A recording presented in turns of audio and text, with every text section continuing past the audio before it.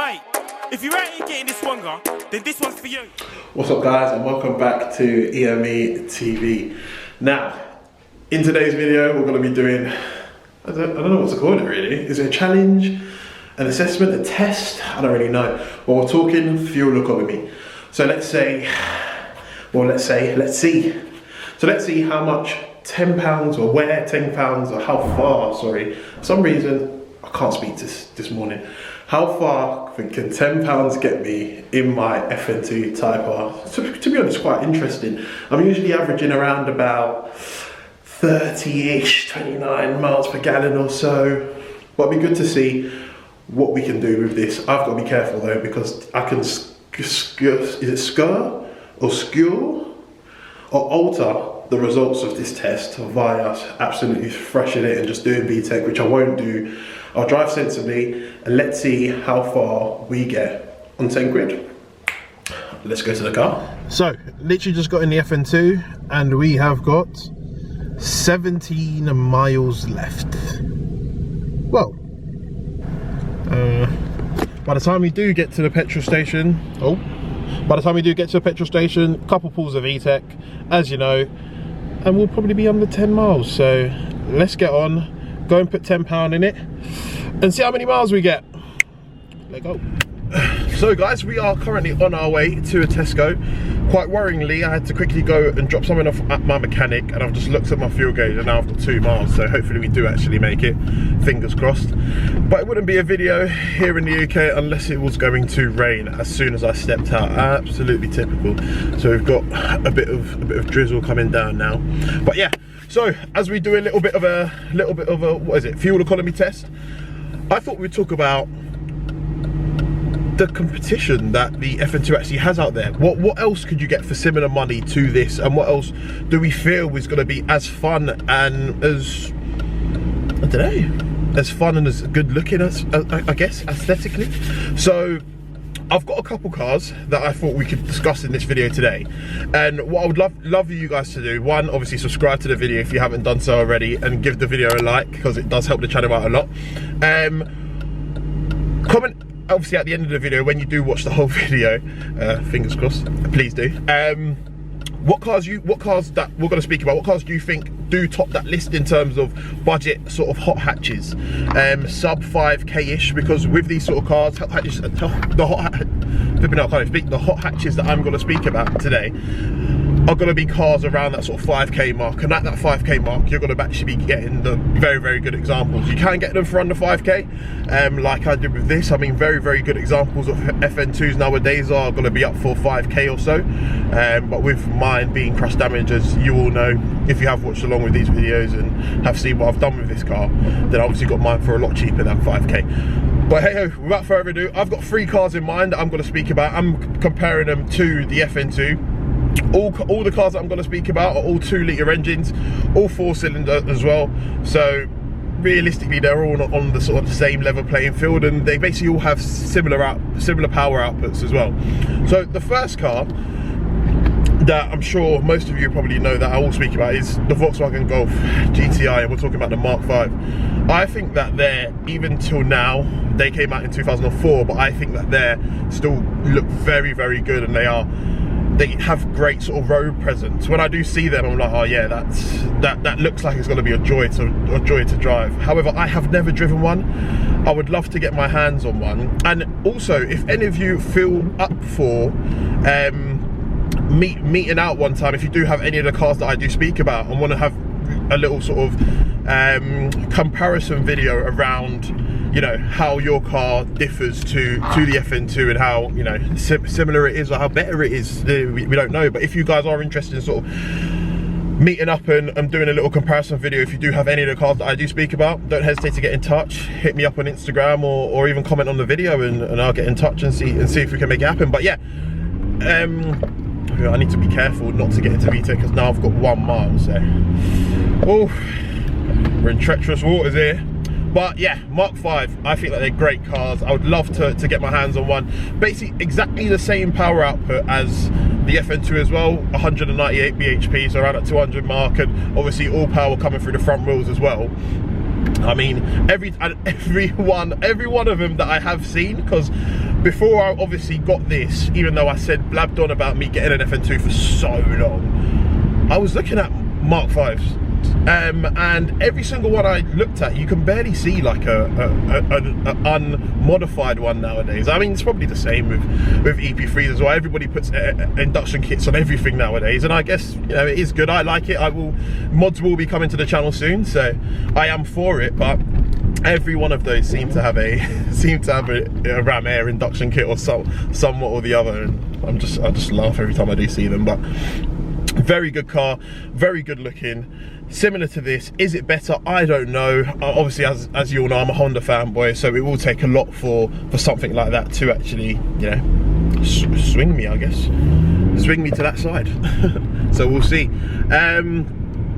The second car I wanted to speak about is actually 0 miles. All right, all gear changes under 2.5 RPM now.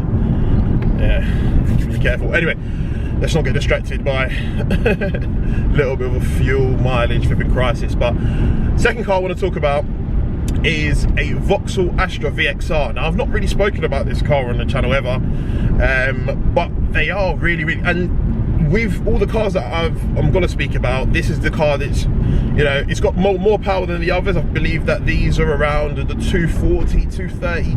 They're around late 230s, around 235, 236, 237 or something like that. They do, every time I do hear one, they do sound really, really good.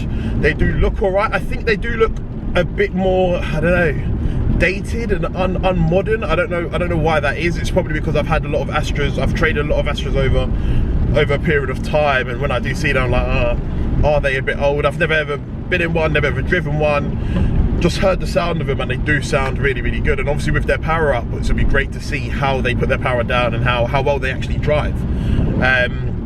But yeah, in terms of that being better than this, very hard. I would say, I mean, I think it's just a thrill that the FN2 gives you that I think draws me the most to it. I haven't driven these other cars, so obviously I'm coming from a sort of a biased perspective, but I don't think there's any other cars that do rev up to 8,500 RPM. So it's, I mean, and when you do hear the scream of that K20 engine with that air induction kit, I mean, it's very, very hard to find a better sound. Let's be honest out there. It's gonna be very hard. But hey ho. Nonetheless, VXR, I've put it in the list because of the power output. I mean, it will be very, very interesting to see how it puts its power down, as I've said. But in terms of aesthetically and how it looks, I don't think it's as good looking as an FN2. And I mean, you guys let me know. That's just purely on me, obviously, having a lot of normal Astras obviously over the time, being training them. So let me know in the comments what you think. I think they look quite dated. However, it'll be fun to see how they actually drive and how fun they actually are. So hopefully, fingers crossed, in the near future I'll probably get one on the channel and we can assess that and see how it compares to this. Now, third and finally, I've actually put in here a Renault Clio RS, and this is the Renault Sport one. And just before we do go into that, we've literally just got to Tesco, and I'm about to fill up right now, and then I'll get back to you in a second.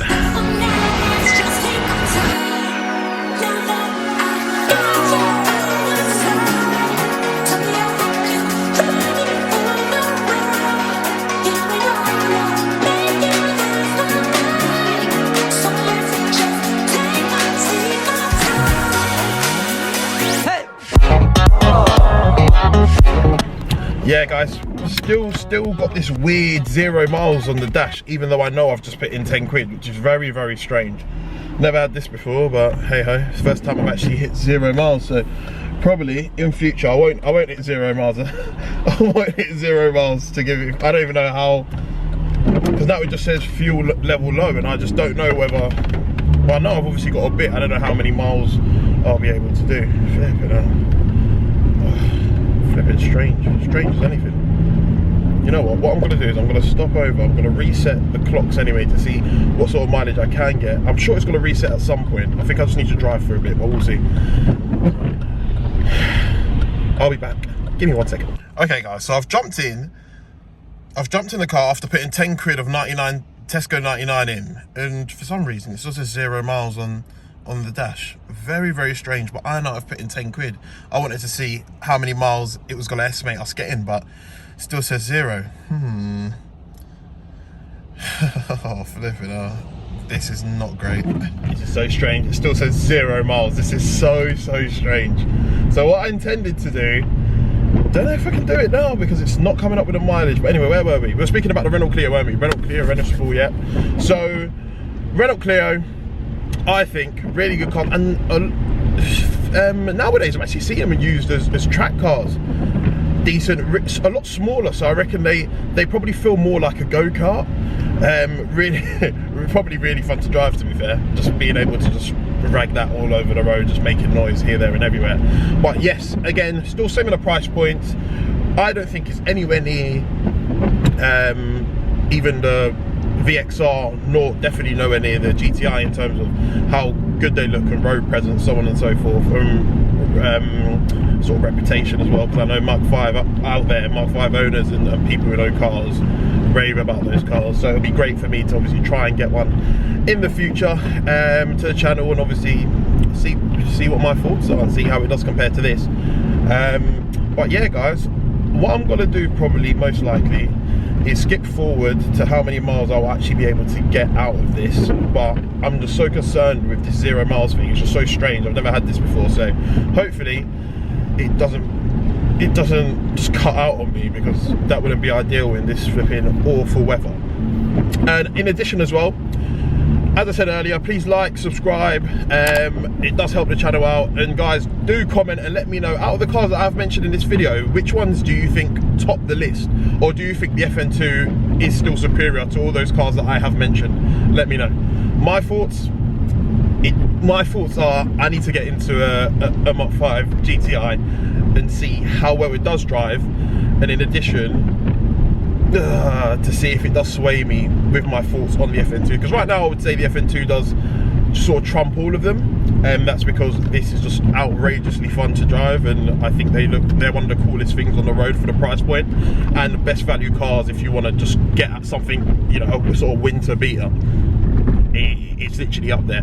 So what I'll do now is I'll skip forward, flipping out. Somebody wanted to flip in front end me, and be careful. Oh, this has already been categorized once. But yeah guys, I'll skip forward to how many miles I've done and we'll see that. What's going on guys, and unfortunately this video hasn't actually gone to plan. So you saw obviously in the previous clip that I've obviously gone to Tesco, put some petrol in, 10 quid, and it's still saying 0 miles on the dash. I did everything to try and overcome this. I turned the car off, put it back on, drove around for a bit, and it's still stuck with the 0 miles. Very frustrating. So what I had to do is what I thought I'd do. I'll go back to Tesco, I'll put another 10 quid in and see if it actually puts up any numbers or estimated miles on the dash. To put 10 quid in, still nothing. Still 0 miles. So I'm like, what the hell's going on? So what I've had to do is I've had to fill up the car now, which putting the mileage up. So I'm guessing that since I've probably gone too far down or used up too much of my tank and probably a bit of my reserve fuel, it's obviously just not happy. So what I've done instead is we're going to do a bit of maths. So around town I usually average about 24 miles per gallon in that. So about 24 miles per gallon, and 10 quid is about 6.63 to be precise litres of fuel. So a gallon is about 1.458. No, 6.63 litres is about 1.458 gallons. So what I've done is I've times 24 by 1.458 to give us a more accurate reading, and with doing that we get 34.8 miles. So around about the 35 miles ish is what you're going to get out of that with 10 quid. You guys let me know if you've got more than that, if that's good, if that's bad. Personally, that doesn't really sound great. But obviously that's me driving quite aggressively on the 24 miles. I'm sure some of you out there are getting a lot more miles per gallon. But guys, apologies that this didn't go the way I planned it, but sometimes it does, sometimes it doesn't, sorry, on this. But hey ho, we just got to keep going. But once again, thanks a lot for your support. Please like, comment and subscribe down below, and let me know in the comments if you're getting better miles per gallon than me, because at the moment this thing's pretty much a drinker. but hey ho, we move on. Love it too much. See you guys on the next one. Peace. Mate, if you're out here getting this one, then this one's for you.